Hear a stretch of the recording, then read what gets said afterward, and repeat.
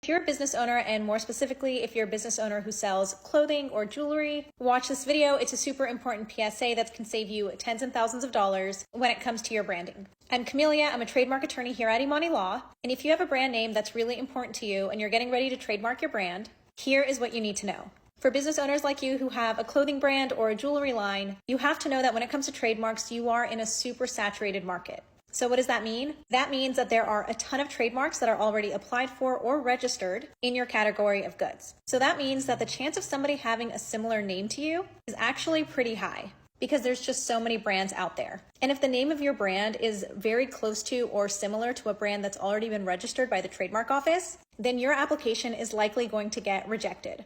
That's because if you want your trademark to actually pass through registration, you need to make sure that you have a brand name that's not confusingly similar to another brand that's already registered. That's the standard. The standard isn't, oh, nobody has the same exact name as me, which is what a lot of business owners think. So in these crowded spaces like jewelry and clothing, you have to pick a name that stands out. And the more unique your brand name is, the less likely that you're going to get rejected by the trademark office. We have this all the time where clients will come to us with their clothing brands. And when we do the comprehensive trademark search, we find that there are a lot of other brands that are already registered in the trademark database that are confusingly similar to our clients, which means that if we just filed their application, they would probably get rejected at the end. And we don't want that for you. In this case, with these clients, we help them rebrand. But for those of you who are not even in that stage yet and you're just coming up with your brand name, my PSA and recommendation is come up with a very unique brand name. Now, if you were someone who, sold like medical devices or agricultural products, those are less crowded markets. There just aren't as many trademarks to compete with in those categories. So you don't have to make your brand very, very unique. But in very saturated markets like clothing, jewelry, even restaurants, anything related to food, do yourself a favor and come up with a very unique brand. And at the very least, hire an attorney to do a comprehensive search of your brand before you even do the filing process. That's where we come in. We always do comprehensive trademark searches for our clients before we even file. So that way, before the filing process, our clients know the realistic strength of their brand. And that way, before they spend all this money and time on the trademark process, they can then rebrand before they go through that entire process, saving them thousands of dollars and the time and headache that comes with getting a trademark that's been rejected. You can always work with our law firm to take care of the entire trademark process for you.